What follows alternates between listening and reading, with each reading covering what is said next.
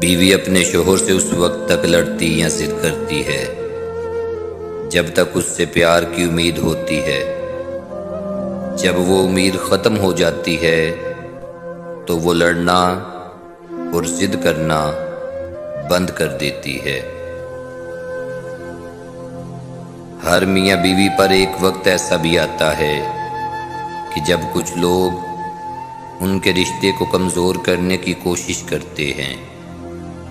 جو اس مشکل وقت میں نکل گیا وہ سکھی، اور جو لوگوں کی باتوں میں آ گیا اس کا مقدر نہ ختم ہونے والا دکھ ہے۔ عورت ناز سے گوندی گئی ہے اور ناز کی حقدار ہے۔ اما عائشہ صدیقہ رضی اللہ تعالی عنہا بھی روٹھتی تھی کہ سرور کائنات منائے، یہ عورت کا حق اور مرد کا فرض ہے۔ محبت کے قرض ایسے ہی لٹائے جاتے ہیں۔ بیوی کا روٹھنا سنت عائشہ رضی اللہ تعالی عنہا ہے، اور بیوی کو منا لینا سنت رسول صلی اللہ علیہ وآلہ وسلم ہے۔ شوہر کو چاہیے بیوی کی تعریف سے زیادہ اس کا احساس کرے، اور ایک بیوی کے لیے یہ احساس کسی نعمت سے کم نہیں کہ کوئی میری فکر کرنے والا ہے۔ عورت بہت درد سہ لیتی ہے مگر اپنی توہین نہیں۔ آنسو اس کے تکلیف میں اتنے نہیں نکلتے جتنے وہ الفاظ رلاتے ہیں جس میں اس کی توہین کی گئی ہو۔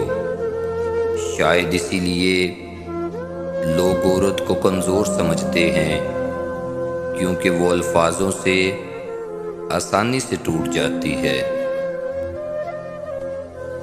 کمزور سے کمزور عورت بھی اس وقت دنیا کی مضبوط اور طاقتور عورت بن جاتی ہے جب اسے ایک عزت دار مرد کا ساتھ نصیب ہو جائے، کیونکہ عورت کو طاقتور نہیں بلکہ عزت دار مرد کی ضرورت ہوتی ہے۔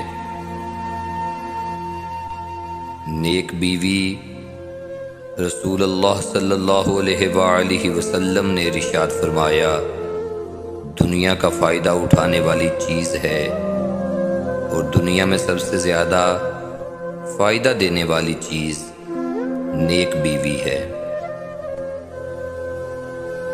شریعت کا حکم ہے کہ بیوی کا اپنا کتنا بھی اثاثہ ہو مگر اس کے اخراجات شوہر ہی پورے کرے گا، اور شوہر ایسا کرتا ہے تو بیوی ہمیشہ فرما بردار رہتی ہے، اور اگر ایسا نہیں کرتا تو بیوی بہت جلد شوہر سے بدگمان ہو جاتی ہے۔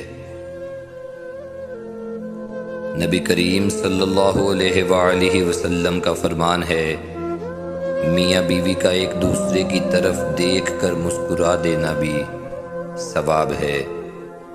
دونوں جب ایک دوسرے کو دیکھ کر مسکراتے ہیں تو فرشتے ان کے نامہ اعمال میں ایک ایک نیکی لکھ دیتے ہیں۔